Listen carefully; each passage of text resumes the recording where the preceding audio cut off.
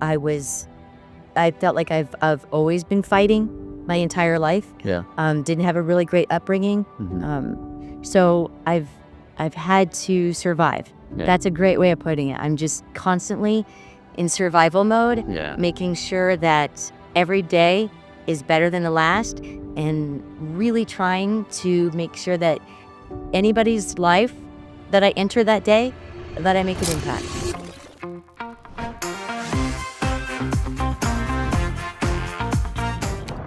Welcome to the Infinite Cashflow Podcast. We're here again with an incredible episode. Today, I have my friend Jenelle Bezdek from Supreme Realty Group. She is a top real estate agent here in the Denver area, and I am so excited to be here with you, Jenelle. Welcome to the show. Thank you so much for having me.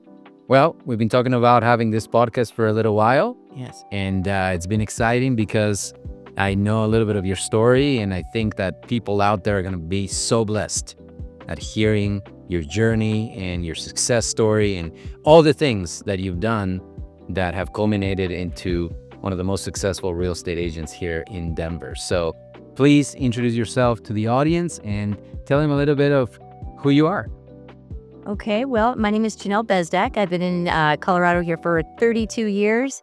I am the broker and owner of Supreme Realty Group, which I opened 19 years ago. I've been an agent for 22, and I have filtered through many agents through here and taught them the industry, and gave them not just the skills to sell real estate, but the motivation, the ambition, and the desire to want to do this job in the best way they can possible. And I'm happy to say I've got some successful realtors out there. That's awesome. Now, there's so many people that want to be a realtor, right? A lot of people cycle through this industry, go in, go out, quit, a year in. What do you think makes the difference, and what made the difference for you to pick real estate as your career and stick with it versus everybody else out there that sounds glamorous, sounds exciting. Hey, you're going to dress up and show homes. But at the end of the day, it's not that easy. No, it's not that easy. It kind of reminds me of the South Park video that just came out. That says if you hug people and you dress nice and hug people, you'll make $1 million. So it should be easy. No, I didn't initially know that I was going to go into real estate. I was working as an office manager for 10 years at a company I absolutely loved.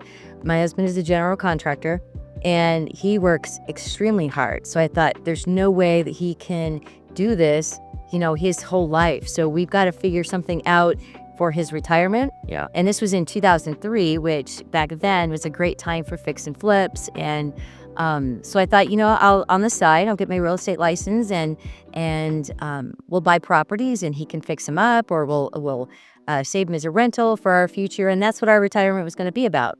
And then, the opportunity came up for me to make a decision between those two careers. And because I like a challenge, and I thought, I saw a future in real estate much more than I did the job that I had. So I went home and I said, I think I'm going to quit the job today. And, Clint is always behind me 110%. So he's like, you got it. Let's make it work. And the next day I woke up and I was like, oh my goodness, I have no paycheck. I have no insurance. I have nothing. I have no retirement. Yeah. And so that was the motivation to be like, I have to make this work. I have to be successful. And I think being desperate is a great motivator. Yeah. And that's what I was. We had a 4 and a 6-year-old at home, and Clint was an entrepreneur. And so we had to make sure that our kids had, clothes and food. So I went out and I hustled, and I never took a day off for 7 months. And I just worked super, super hard and started building a clientele. And I knew from them, I started out as a metro broker, and I was that for 2 years. And then I knew I wanted to go out on my own at some point because I wanted to do things the way I wanted to do things. Right. And I wanted to take care of people. I knew the only way I was going to be able to do that was if I set the rules. Yeah. So that's what I did, and that's when I opened up Supreme Realty Group. And it's It's been fantastic. I can't say that it's been easy Yes. the whole year, because I get a lot of phone calls now of people who want to be in real estate, especially like in 2022 Yeah. when our market was just flourishing and literally people thought we just put a sign in the yard and then boom, we made tons of money. And that was the case in some houses because we were selling so quickly, but there's a lot of work that goes into that. So I had a lot of people, and I still just had an agent or a college student call me a couple days ago and wants to be talk about being a realtor, and I am 1,000% transparent. Like, Yeah. I'm not going to sugarcoat this Yeah. because that doesn't help either one of us. But it's a lot of time, it's a lot of dedication, it's a lot of sacrifices. The amount of sacrifices I have made in these 22 years is something that people just don't understand. Yeah. They don't comprehend what it takes to be successful in any field, That's not just real estate. Yeah. So it's definitely not sign in the yard and money in the bank. So So let's go back a little bit, because you like breezed right through it. On, you full-time mom, young ones in the house, 4 and 6, pouring some 4 and 6, 2 girls, and you decide to completely change careers from a steady paycheck, health benefits, and now you're going into this complete new field that at that point, Clint, your husband, is a contractor, so you knew maybe a little bit of the construction side of it, but not so much on the sales and transactions and things like that. Now, before that, had you sold anything before? Have you been sales? Okay, No. sales completely new to you. I was in the restaurant industry in my 20s, and this was 30. I was in my early 30s, and no, and real estate school didn't even prepare me for what I had to do. I mean, that just told me how to not get into jail, doing the wrong things, but it didn't tell me like the day I started, the next day after I left the office, I sat at that desk, got up like I normally would, and I sat at that desk, and I'm like, now what? What'd I do? Yeah, I mean, I don't know. And then I got my first client, and I'm like, okay, now what? Yeah, that's all right. And so I'd been through hundreds and hundreds of inspections, and I just, and I'm very motivated, and I love to self-teach. And Now, in those early days, did you have a good mentor, or you kind of had to do trial and error? I didn't have a great mentor. We all have a managing broker that we have to work under, Yeah. and there wasn't a whole lot of guidance there. Yeah. And so even when I started my own company, you have to increase your education and get your managing broker license. And everything that I had taught myself is what kept me going. And then I think I love marketing. So then after that, it became, okay, I got to come up with a logo and a company and all of that. And I love that part of it. And I just thought, okay, well, again, we got to keep moving forward and make this happen. Now, for those guys out there that are wanting to do this, and you mentioned about, college kid wants to get this started, or somebody that it's younger, or maybe somebody that wants a career change. Absolutely. It's not a walk in the park. It's going to be a lot of work, a lot of hours, weekends, evenings, basically 24/7 if you want to be successful, right? Because I think, would you agree that not many 9-to-5 real estate agents make it? Would agree to that. Yeah. Almost none. And Yeah. so if that's the case, sounds like you didn't have like a great mentor going in. So with someone starting this, should they actually shop around and pick a great managing broker and a mentor? Is that an important thing? How would that have changed your journey if you had Well, I had a friend who was a managing broker, and he was a great guy. He was a really great guy, and he's still in real estate and very successful. But so I didn't, he helped me out by allowing me to work for him the next day. But it really is important looking back now, because even when I have agents or people come in and interview with me, Yep. I work by referral only. So I'm not I'm not going to pay for referrals. I'm not going to cold call. I'm not going to do any of that. My belief is to take care of people, and then they take care of you. And that's what they've been doing. I mean, we've been through many different markets in the last 22 years. And when everybody else is down, my clients, they just come through for me, and they continue to refer me. And so I've kept very busy, very successful for all these years because of my clients and how they respect me and I respect them, and they just keep me going. That's awesome. That's awesome. So you've been in real estate 22 years. How many homes have you sold? Almost 1,000. Almost 1,000. Yeah, That's a big number. it is. Yeah. That is exciting. And here in Denver, that's a big dollar number as well. Yes. Now, you've been in the Denver market your whole time? Yes. Okay. Mhm. And you've seen, obviously, this market explode in value of homes and, of course, demand and everything else for a long, long time, with peaks and valleys, I'm sure. But what is one of the things that, along the journey was maybe this tipping point for you of, hey, now I think I've made it? Because I think, as a new entrepreneur, and it was for me when I was just getting started, the first 3 to 5 years were the toughest. I was just, putting everything back into the business, trying to make my money, make my profit, and really hungry to be at a place where I like, okay, maybe I can take a break this weekend, or maybe I can go on a trip or a vacation, or maybe I can take a salary and not put everything back in the business. So Yeah, I know what point was. how was it for you? That was 7 years in Okay. to my business. I was literally started every January broke for the first 7 years, because you in real estate, you have to put your money in before you make any, Right. with signs and all the people don't understand how many associations you have to be a part of, and the showing companies, and all this stuff, business cards, and that you have to be a part of before you even sell a house. And so there's a lot of money that goes into it. And I would just keep putting things in. Like, I'd have to buy more signs and more business cards, and then I need printers, and I need all of this stuff. And then I worked out of my house for 18, 19 years. Wow. And so I kept putting that money back and putting that money back. And then at the end of the year, I always throw my client party. And that pretty much ate up the rest of my money. And then, oh, wow, I had taxes. Wow. Like, nobody teaches you that part of real estate. So making sure that in each commission check, you set a little bit aside there and a little bit aside here, because that tax check is really going to catch up with you. Yeah. So by the end of December, it was all gone. Wow. It was all gone, and I started over. So at year 7, I actually went into January with some money, and I'm like, I'm there. I made it. I've done it. So, and then kind of the rest is history. So you just make sure you get a knowledge, then you know how to save, and you know how to put things aside, and then start planning for the future. I love it. So 7 years in. Now, a lot of times when I see this industry, there's a lot of real estate agents, and they're making money, the ones that don't quit.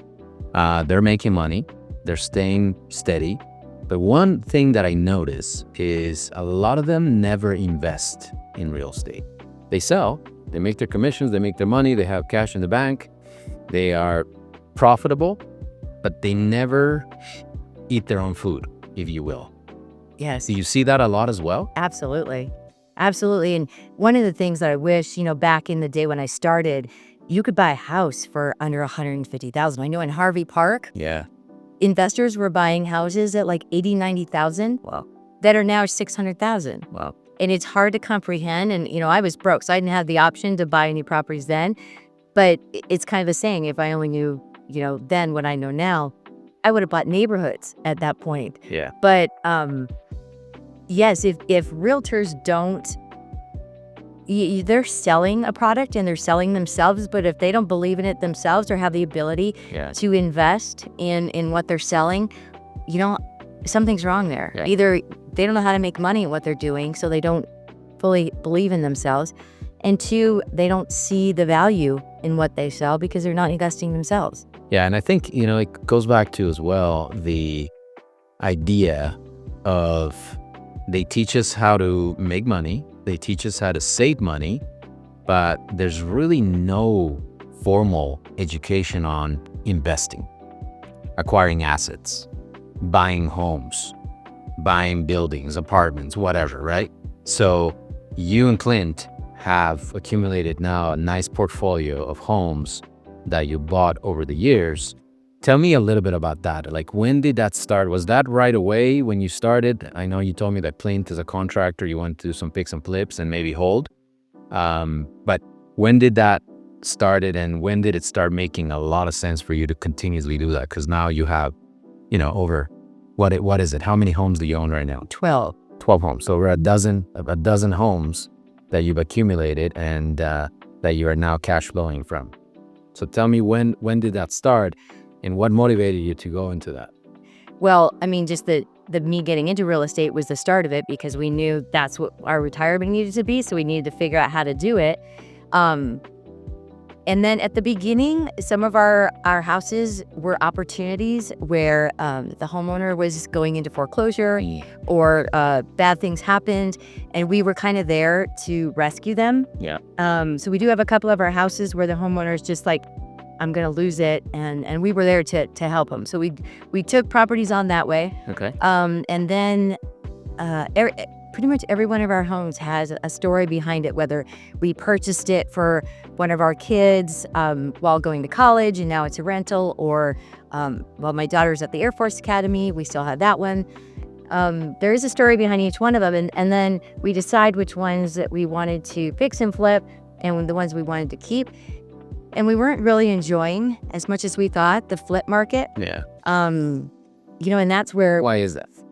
it's just, it felt good to rehab something into something pretty. Yeah. But it felt like, like our money was gone, Yeah. and we wanted something more sustainable that would be, cash flow for the future.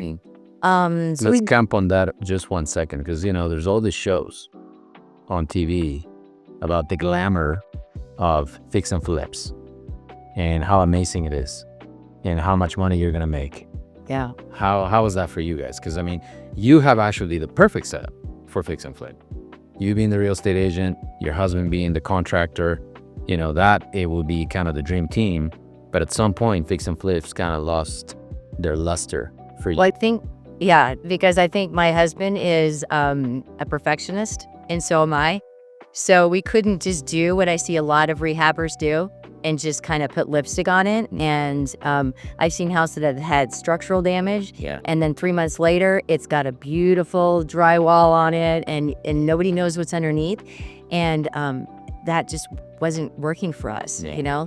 We would wind up putting more money than we totally budgeted, because we wanted to make it perfect. Yeah. We put in sewer lines and stuff like that. And it's just, it didn't feel as good for us. Now, I had talked to plenty of my clients through flipping houses and stuff like that, and it's worked great for them. But I think we wanted to build our portfolio and be more investors, Yeah. turn this career into the investment side, Yeah. and see how that would carry us for many more years. Right. And it's, fix and flip is very transitional, right? It's like you're after the next transaction every time, and everyone is different.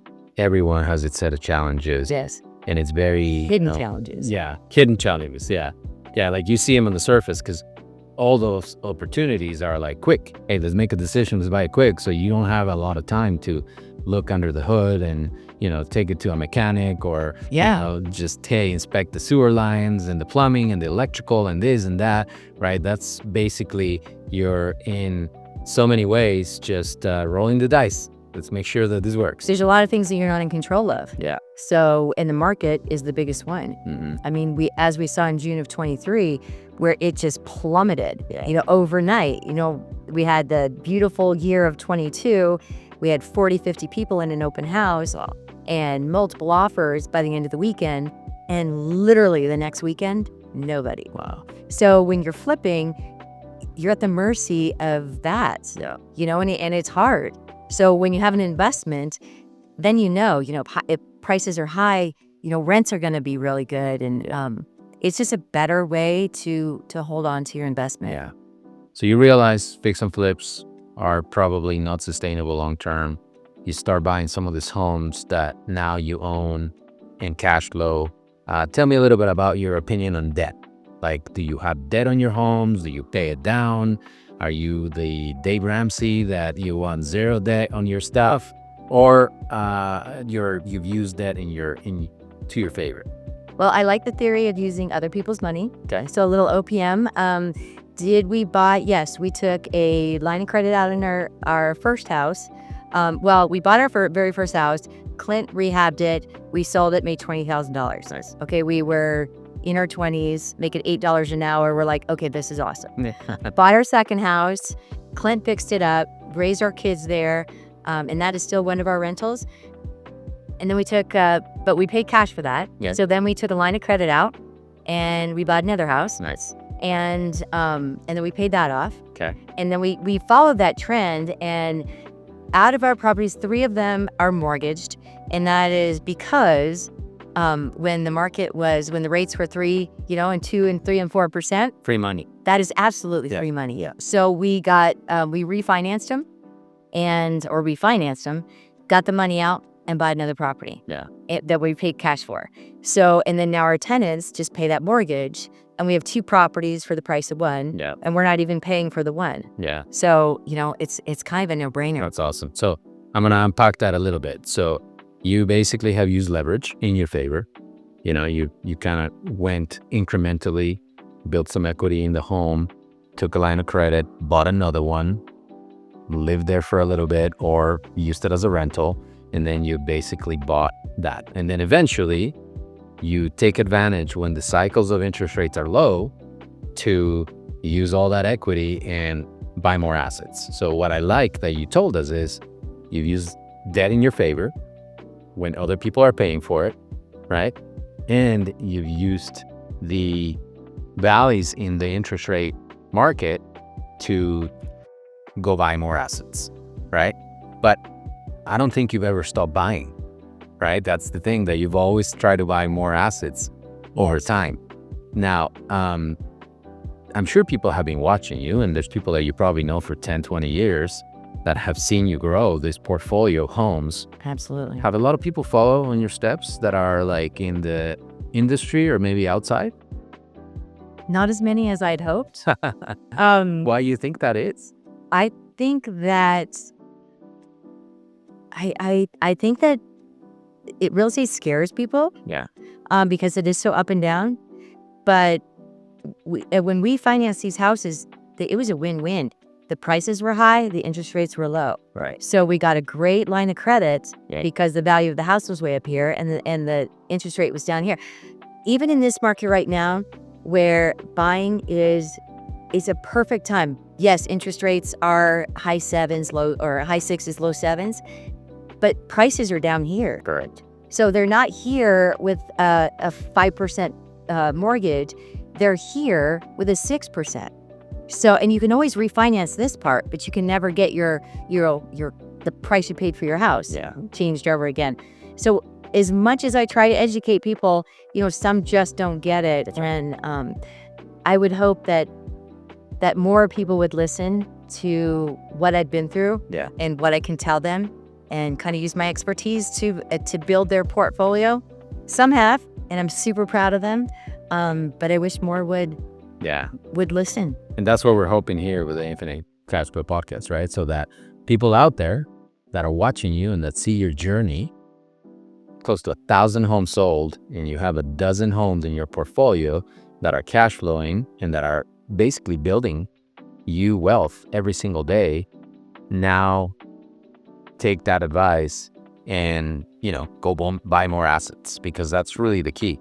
You have your homes, and I think you also own your own commercial space, right? Your own office. Yes. For your business. Yes. That's awesome. So let's go back a little bit to, you became an entrepreneur. You've been now selling homes for 20 plus years. I know Clint has also been an entrepreneur for a long time. Yeah. And you guys have built that. Now you're at a stage where, you only pick the clients that you want to work with, which is a great place to be. And also you're mentoring some folks that you want to mentor to become great real estate agents like yourself, right? So tell me a little bit about what drives you, what motivates you, what moves you to continue to have success? Because since I've met you, I've seen you work more hours than I see a lot of people work, right? Evenings work. So, we met at conferences, you're working while you are attending the conference, and you're a very busy individual. Like, what's that drive coming from? I have, great question. I've always had that drive. Yeah. And I'm an A personality. Yeah. So I believe in perfection. It's a blessing and a curse. And I just I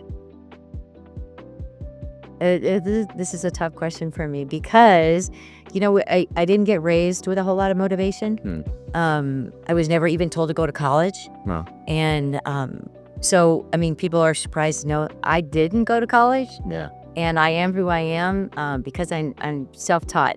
And that motivation is just, I have the desire to never fail. Yeah. And I know failure is not a bad thing, but it's just something that I don't want to do. From being a young child, I felt like I've always been fighting my entire life. Yeah. Didn't have a really great upbringing. Mm-hmm. So I've had to survive. Yeah. That's a great way of putting it. I'm just constantly in survival mode, Yeah. making sure that every day is better than the last, and really trying to make sure that anybody's life that I enter that day, that I make an impact. Yeah. I know that having a bad day is kind of up to you. You can either have, let people take you down or lift you up. But I don't want to be that reason why somebody has to decide, to have a bad day or not. Yeah. So I do that with my clients as well. So I don't want to disappoint my clients.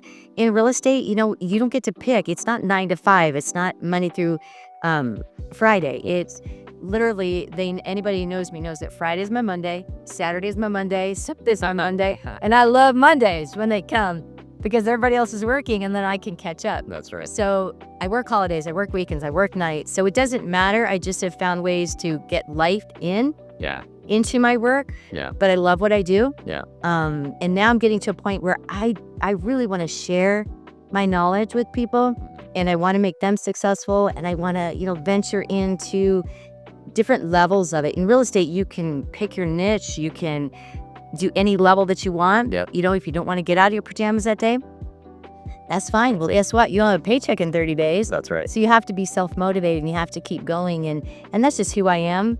And I did spend many years of the beginning of my career wanting more for people than they wanted for themselves. Yeah.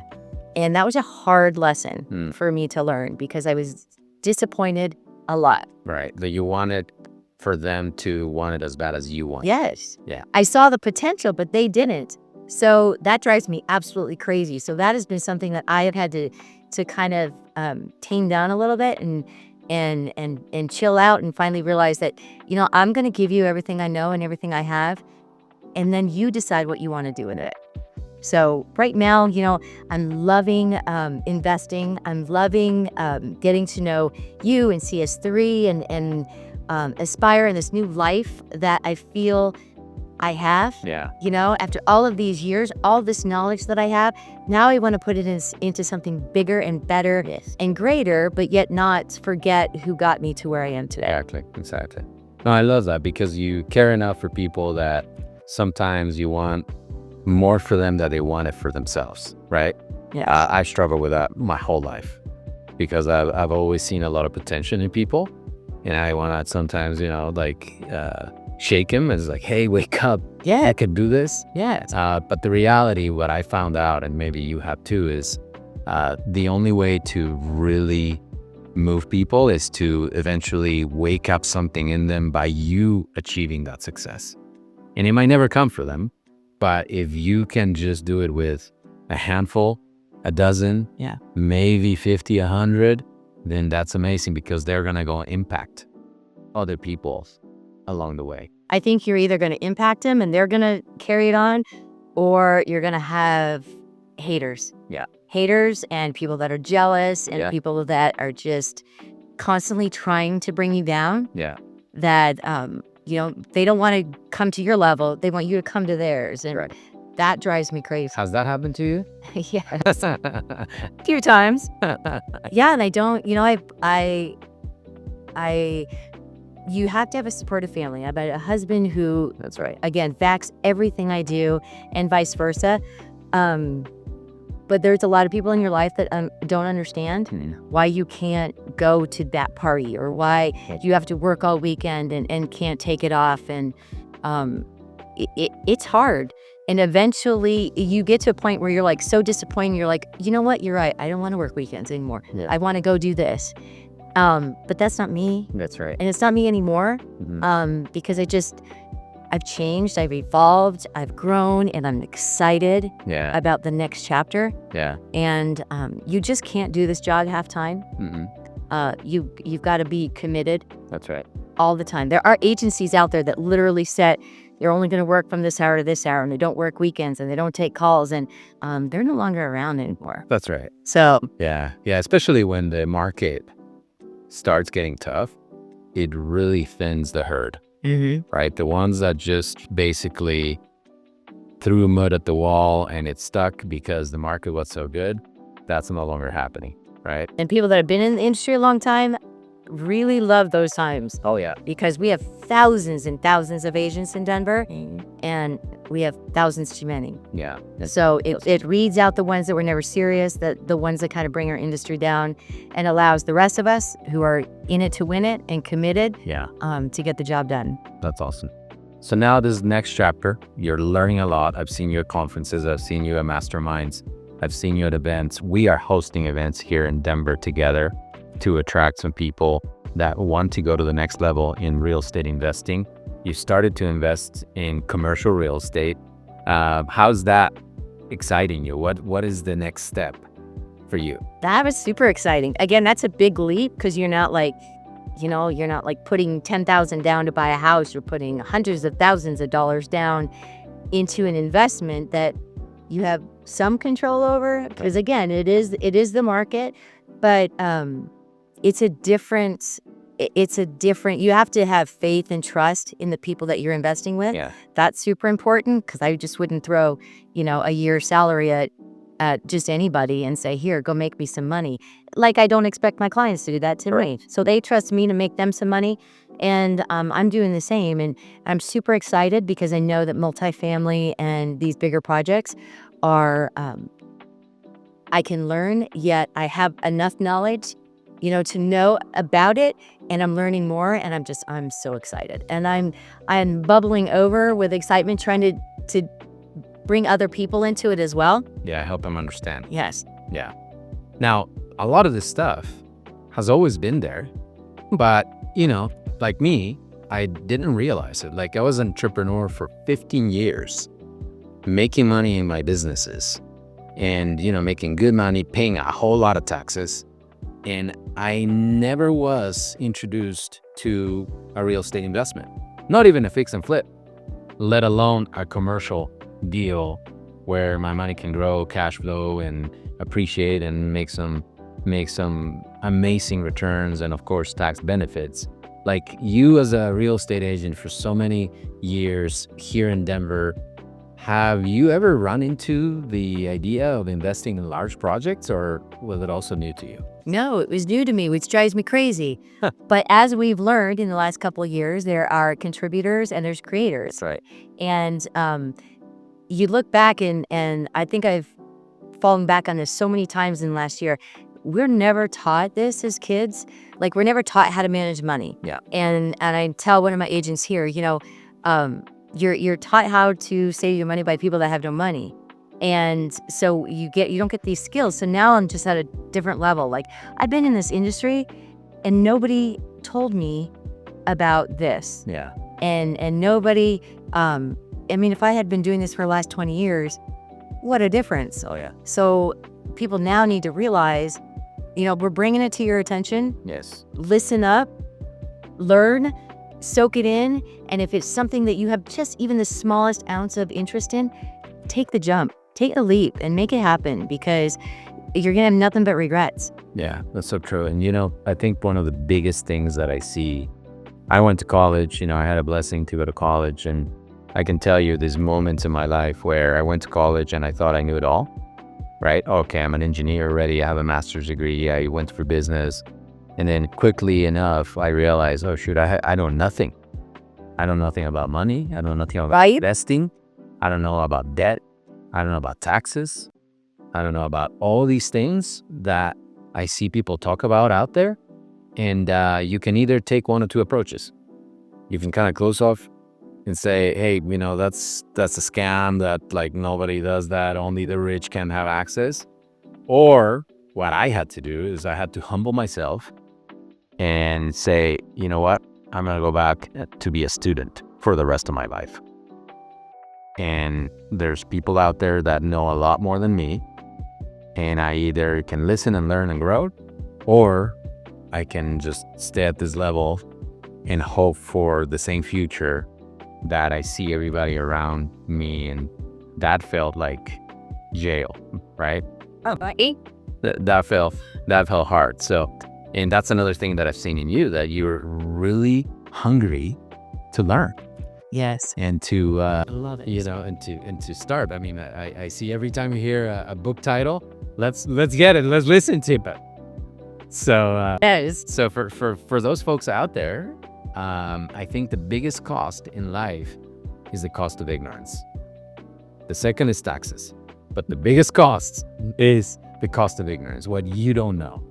Absolutely. And there is a lot we don't know. That's right.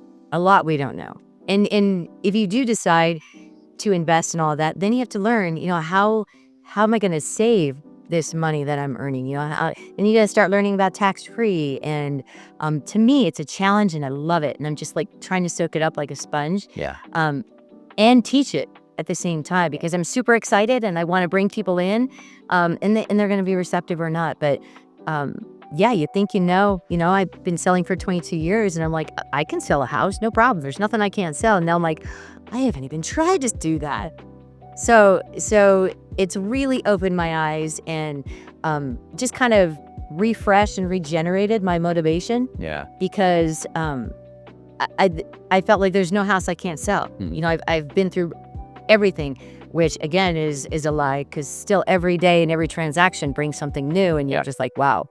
And so now I want to jump into your world. That's awesome. And be that, and then you have to think of your kids. Yeah.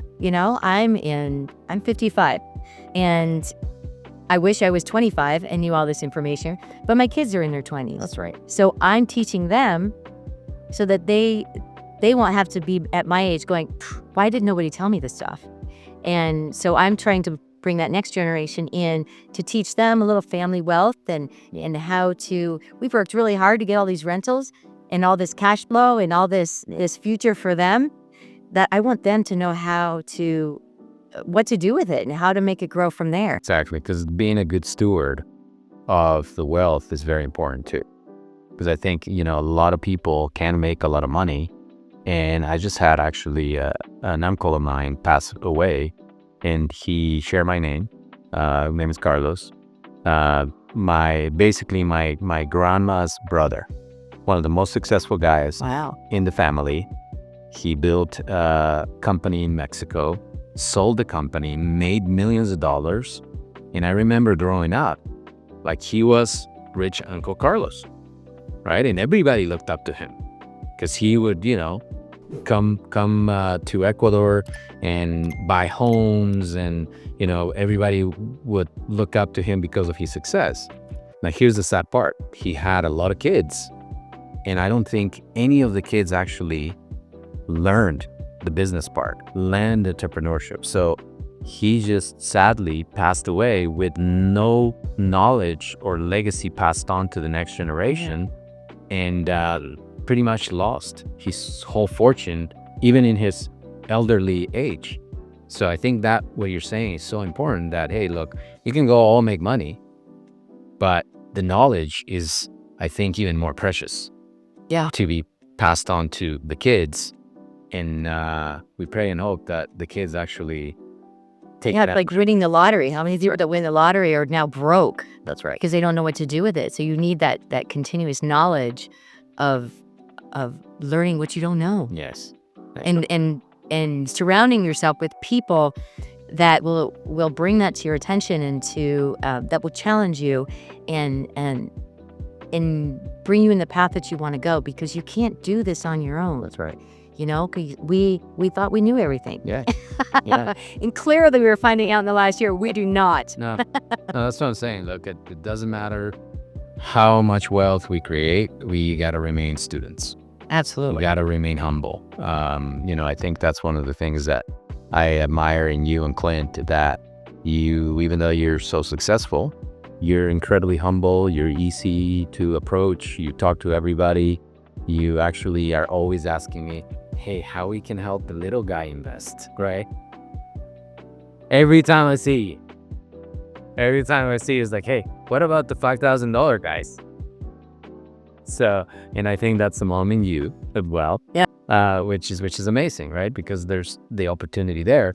And I always tell, hey, if somebody has small money, the first investment they should make is in themselves, right? That's a great point. They shouldn't go buy real estate. They should go to a conference, to a mastermind, educate themselves, build up the skill set so that they can go make the big money with that skill set. Absolutely. Yeah. Absolutely. And that I've been doing that. So I know you've been doing it. Yes. And yeah. At some point, did it feel weird though to you that, hey, you went to a conference and now, oh shoot, I have to pay 10 grand, 15 grand to go into a mastermind, and I had never done that.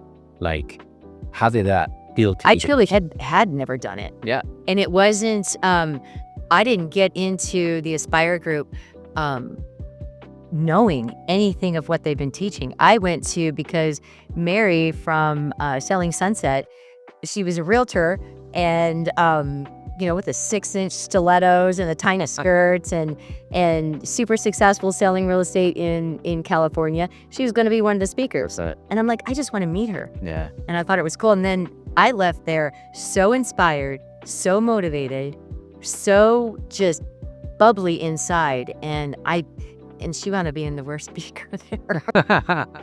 So I don't even remember her anymore, her speeches about Marcus Lemonis and Magic Johnson. All of them. And Andrew Cordell and Eddie Wilson. They're tremendous people. And I just want to be surrounded by that. Yeah. Because it's empowering and I love it. I'm not a when people see you, they think, she's greedy, she's money hungry, all this stuff. No, money is just kind of a benefit. That's right. Of learning and using your knowledge into making money. Mm-hmm. I don't sell a house and sit there and calculate the commission, but oh my God, I can't sell that house, I'm only going to make this. No, it doesn't matter. I'm going to sell the house for you, and what I get. That's right. And I understand that, and that's my motivation, not greed in any way. Yeah. It is knowledge and wanting to take care of my kids. My kids are the most important thing in my life. They're doing very well themselves in the Air Force, and they're super wonderful, awesome girls. That's awesome. And truly, they don't need us. But I want to take care of them, and I want to make sure that, and they appreciate the fact that, mom and dad have worked really, really hard and are still working and learning. And we're doing it because, we want to hand over this knowledge and all of this to them. And help other people too in the process. Absolutely. And eventually the grandkids will come. Yes. So that's And you talk about having to, invest. And no, I've never paid anybody to teach me anything like that. And it was a large investment that she made. And it didn't take me more than 30 seconds to make the plunge, because I'm like, this is what I have to do. Yeah. And we're teaching free classes. Yeah. Right now on this stuff and trying to introduce this to people for free. That's right. And people don't understand the value in that. It's so powerful. Yeah. Andrew and Eddie got it, and that's why they started what they did and wanted to teach people. And I just want to bring the junior version down to Denver and say, look what we've learned, and look what I want to, we want to teach you. Yeah. So be open-minded and want to learn. And I think to that point, the community that you build, when there's enough people that want to level up, that want to learn, that want to grow, and you are like-minded, and the energy that gets around, that's really what makes this work. because, I think that very few people are the Lone Ranger type of going into the wilderness and, hey, let's go find gold, or let's go, find the wealth. People need to be encouraged by others that are going in the same direction. Well, sure. Are they going to go and just fund a, multi-million-dollar apartment complex and fund it themselves and run it themselves? And you can't do this on your own. So being around those like-minded people is so important. Yeah. It's inspiring. Yeah. So many years you had never invested in commercial real estate. Now you just invested in a beautiful 216 unit deal that we did together. Yes. And now you know that that's possible. But like you said, you won't do it on your own. Like, you need partners and you need people that understand how that works. Yeah. So that you can come along and participate. And this is where the wealthy store their money, by the way, right? The wealthy store their money in large commercial projects that have scale and have the opportunity to grow multiple times over in value. Now, what is that for you when you made that first investment and now you're actually opening the doors to other people to do it with you? Is that scary, exciting? Is that, hey, I want to give you this gift? What does it feel to you as you grow and learn and invest more and, of course, talk to other people about it? Well, of course it was scary. Yeah. Because you're just like, you have to trust who you're investing with. And again, the factors that you don't control over. And it's just a lot of money and you work really hard for that money. Yeah. And we were always taught, work, save, spend, work, save, spend, just keep that pattern. And this has a potential of just making those areas explosive and expansive. And I want to make sure that that people understand the power in this. Yes, pretty much every billionaire in this world owns real estate. That's right. I mean, it's where and I feel very fortunate that I'm in this industry. Mm-hmm. And I'm all in. I feel very confident where our market is going, where our economy is going, that multifamily is going to be a forever investment. Yeah. Somebody's always going to have a place to live and they can't afford a house. Yeah, that's right. I get that. So it's got to be with a rental. So, I just want to encourage others to take that leap. Yeah. And just trust. Yeah. And I want to be able to just put it out there. And I mean, you're fantastic. You and your crew at finding opportunities. Thank you. And you're not going to invest in something that, that you don't believe in. Yeah. It's investment. So there's always a risk, needless to say, but you invest in your projects. That's right. And I would not try to sell something that I wouldn't invest in myself. Mm-hmm. So I bought houses, I've done flips, I've done everything that I've taught my clients to do, I've done. And now I can happily say that I've been a part of this. It's working. I've already seen, money coming back, a dividend. So, it's just the next level of learning for me. And I think one of the golden rules that I follow now, didn't know it before, is when you look at an opportunity, is ask the person that is doing it, hey, are you doing this too? Because I saw a question this morning about financial advisors in one of the groups that we share. And one of the challenges that I've always had with financial advisors, and of course this is my opinion, is that many times when I sat across the table from a financial advisor, they would recommend me a menu of things to buy. Hey, you should get your money in this and that. This is a mutual fund. This is an ETF. This is this and that. And I would always ask the question, oh, that's cool. How much money do you have invested in this stuff? And I will always get these blank stares and say, oh, no. Or an answer that is a non-answer. Conflict of interest. Or a conflict of interest, or we can't because of this, or that never really made sense, right? So the beautiful thing about what I do now is that the projects that we find and invest in, like, I'm investing my money. Yeah. I am buying into the deal first. And I have skin in the game. And I think that for anybody out there, that's the way that you should do business. Yeah, so, that's really for people that are looking at opportunities, just, vet them enough that you understand, the project, the property, the market. If you're investing in real estate, the market, is it growing? Is it shrinking? Where are the people coming from? And more importantly, like, who are they? And what is their track record? But also how committed and sold into the deal they are, not only with their words and with their pitch, but, do they have money in this thing? Yes, and do they know what they're getting into? Because if you don't have any knowledge in this, That's right. then that's the scary part of investing, and that's not necessary. Yeah. So interesting. And taking advice from people that really have never done it, because that's what I see a lot. Sometimes people ask their friends, their buddies, their acquaintances, their cousins, their family, and of course, none of them have ever invested or been successful or done anything that is major, but they're very good at shutting people down as well. So just as good as you can take advantage of a great opportunity, you can lose a great opportunity by listening to the wrong people. Has that ever happened to you? Where people have tried to tell you, oh, don't do that because... Yeah.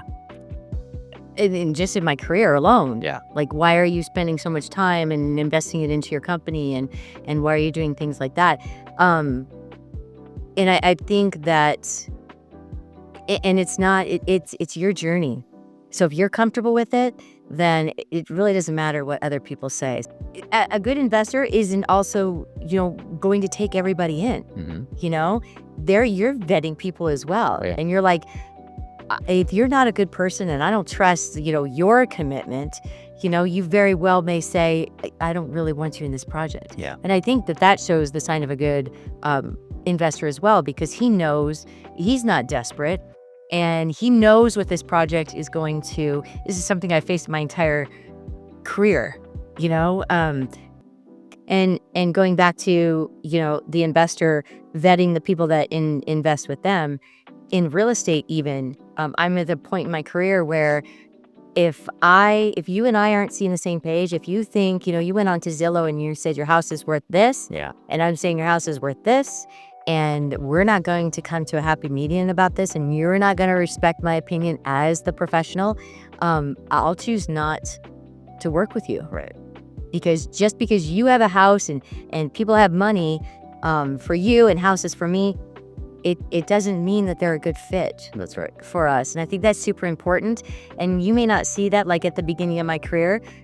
It didn't matter if we didn't see eye to eye. Yeah. I needed business, I worked hard, and I got abused a lot. Yeah. A lot with people. And I think in the investment world as well, that is, there's a high probability of that, and you have to be a smart, if you're initiating the investment, you have to be smart about the people you bring in. Very important. Yeah, very important. Especially because we want people for the long haul that understand what the journey is, right? Yes. These beautiful properties that we go after, we hold them for 5 to 10 years. So we definitely want to make sure that people are comfortable with that and that we are never taking anybody's last dollar. Right? That's so important. I always tell people, like, look, if somebody tells you that this is the last dollar, that they're betting everything on this, don't do it. Whoa. Yeah, don't do it. Please don't. Yeah, keep your money, invest it in yourself, do a deal that you control and you operate, because I always believe people should bet on themselves. If they don't trust themselves, that's a different story. But like, you have demonstrated that you bet on yourself. You left that office job to go into the wilderness of real estate, betting on yourself and betting on yourself every day for the last 22 years without any guarantees. Correct. Right? Without any guarantees that tomorrow you're going to find the next deal, you're going to get the next client or anything like that. And I think as entrepreneurs, we learn to live with that uncomfort, right? That discomfort of not having anything guaranteed, but we know that we have faith that, hey, you built it enough, now you know how to go create it, right? And the ones that have that confidence in themselves and believe, Mm-hmm. are the ones that are going to be successful. Yeah. Because if you're like, oh, I'll dabble in this, I'll try, That's right. you're going to be trying another job soon. That's right. Yeah. Trying doesn't cut it. Dabbling doesn't cut it. Doing it whenever it's convenient never cuts it. It's like having a kid. There's never a good time. That's right. You can never afford to have a child. It's never good timing, most of the time, but you make it happen. Yeah. Because you love that child and you believe in it and you believe in being a parent and you make it work. And that's what being a successful parent is the same thing in the business world. So true. You love what you have. You want to nurture it. You want to grow it. You want to make it the best thing that's ever out there. And now that my kids are grown, I feel obligated and I want to take on, I have so many beautiful friends that have these wonderful kids that are all in their 20s. And I want to shake them and I want to grab them and I want to be like, come learn. Let me teach you how to be successful by the time you're my age. Right. And it's a scary thing for them because they were never taught anything other than work, save, buy a house, get married, get a dog, have kids. That's what life is all about. Well, that's a great path. Mm-hmm. It's not everybody's path. Mm-hmm. But there's ways to make things better between those lines. And put money to work so that eventually it works for you harder than you're working for yourself. Yeah. And another big thing that I never learned was the tax part, right? How to be tax efficient and how to be tax free eventually. Yeah. And I know you guys have been very excited about that fee.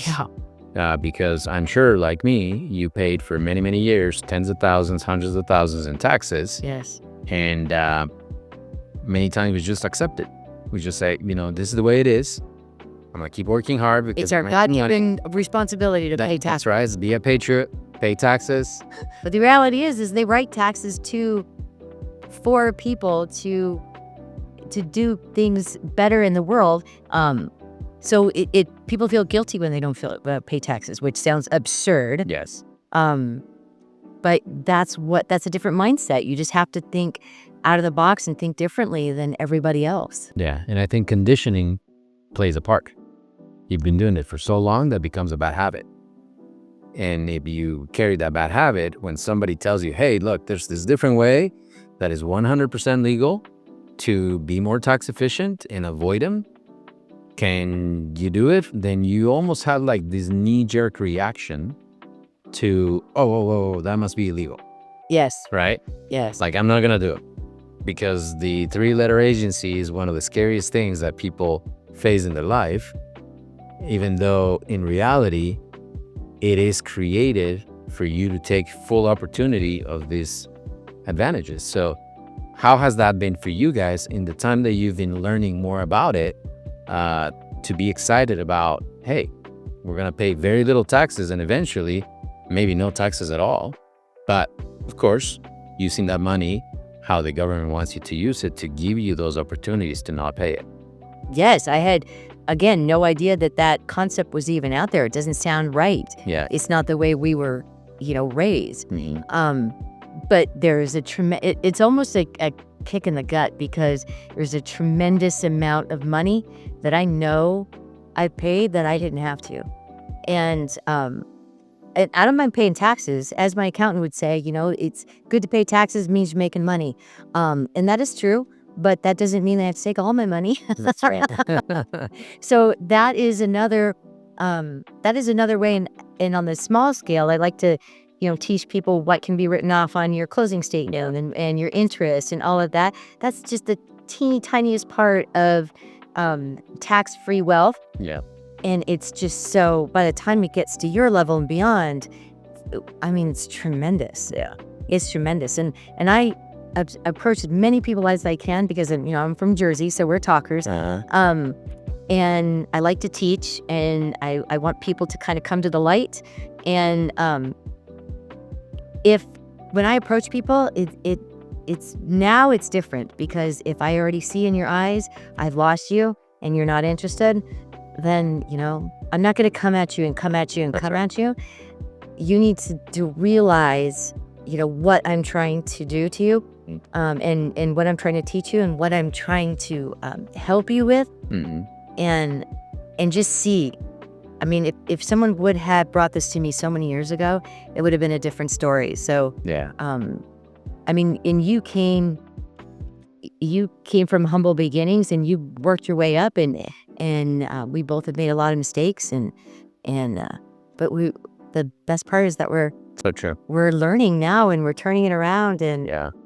A lot of people think that, for me, it was trial and error, right? Trial and error, because I was carrying bad habits from my childhood, of, distrust and no partners and debt free always, and, just do it this way and this is the way, and, yeah, all those things. So part of learning is also unlearning the bad Sure. habits, and removing what doesn't serve you to install the new operating system so that you can now work at a upgraded version of yourself. yes, And I think that's one of the things that is challenging for folks, because change is uncomfortable. no, Change is uncomfortable. So when people hear this tax-free world that many of us live in, their first reaction is like, no, they're doing something scammy, it's wrong, whatever.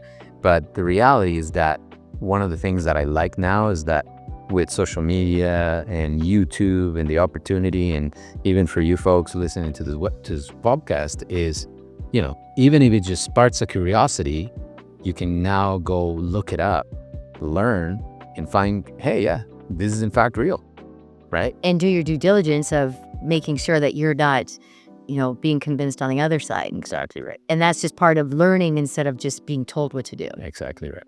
Yeah. So Jenelle, it's been an absolute pleasure to spend some time with you.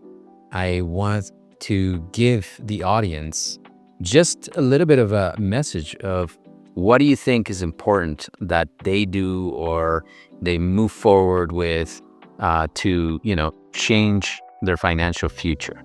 I know you guys have had a tremendous success in your businesses, with your real estate, with your kids, obviously many of your areas of your life, your marriage, your parents, your financial house is in order, and you now have the time to go to the next level. So please give to those that are watching just what's in your heart. That is a great question. And in kind of a personal choice, but the biggest thing is our life is nothing but a bunch of sacrifices. So we made those choices to want to be better people, to want to raise better kids than the kids we see out there, to have a future than most of the people in this world.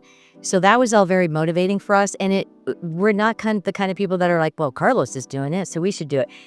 We always had our journey and our vision, and we never strayed from that. So we worked really super hard.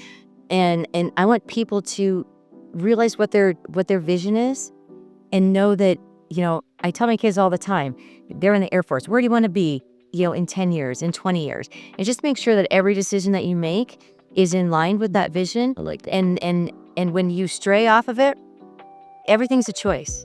Yeah. No matter what you think you're given in life, it's a choice, because you may have not chosen what was presented to you, but you can choose how you react. Mm-hmm.